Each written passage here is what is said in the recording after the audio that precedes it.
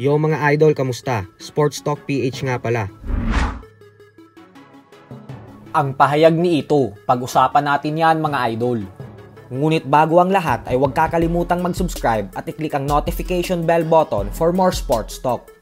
So isang hindi magandang balita nga po para sa ating mga Pinoy boxing fans. Ito po ay dahil ang Japanese promoter na si Masayuki Ito ng Treasure Boxing Promotions ay naging prangka sa kanyang latest interview patungkol sa ating pambato na si former WBO Bantamweight World Champion Janriel Casimero. Ayon po kay Ito ay dismayado daw talaga siya ng husto nang dahil sa pag-overweight ni Casimero. At hindi lang daw ito dahil sa imposible nang mangyari ang pinangako niya kay Casimero na laban kontra sa current undisputed Super Bantamweight World Champion Japanese monster na Naoya Inoue.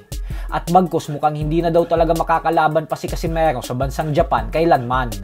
Paliwanag ni Ito na wala na din daw siyang magagawa para depensahan pa ang angas ng Pinas. At sa katunayan umano ay ayaw niya na din daw pag-usapan pa si Casimero, lalo patapos na umano ang 3-fight contract nito sa ilalim ng kanyang Treasure Boxing Promotions. Bukod dyan ay sinabi din po ni Masayuki Ito na grabe daw ang batikos na sinapit niya galing sa mga Japanese fans nang dahil kay Casimero. Malala pa umano ito sa kanyang inakala, kaya naman nagdulot daw talaga ito sa kanya ng malaking stress.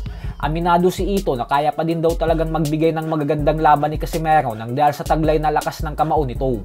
Subalit hindi daw ito sapat upang bigyan niya ito ng panibagong kontrata. So alam nga po nating lahat na pinatawan ng 1 taong suspension ng Japan Boxing Commission si Casimero nang dahil sa pag-overweight nito. Kaya ibig sabihin po nito ay pwede na ulit siyang lumaban sa bansang Japan makalipas ang 1 taon. Subalit ang hindi po natin maintindihan ngayon ay kung bakit ang sinabi ni Masayuki Ito ay hindi na daw makakalaban pa si Casimero sa bansa nila habang buhay. Ganun pa man mga idol ay base naman sa opinyon ng mga tagahanga ni Casimero ay mas mabuti na daw itong binitawan na siya ni Masayuki Ito. Gawa ng hindi naman daw nito natupad ang pangako nitong laban kontra kay Naoya Inoue sa kabila ng 4 na beses lumaban ang angas ng Pinas sa ilalim ng Treasure Boxing Promotions ni Ito. Pero ang malaking tanong po ngayon ay kung sino ba ang bagong promoter na kukuha kay Casimero.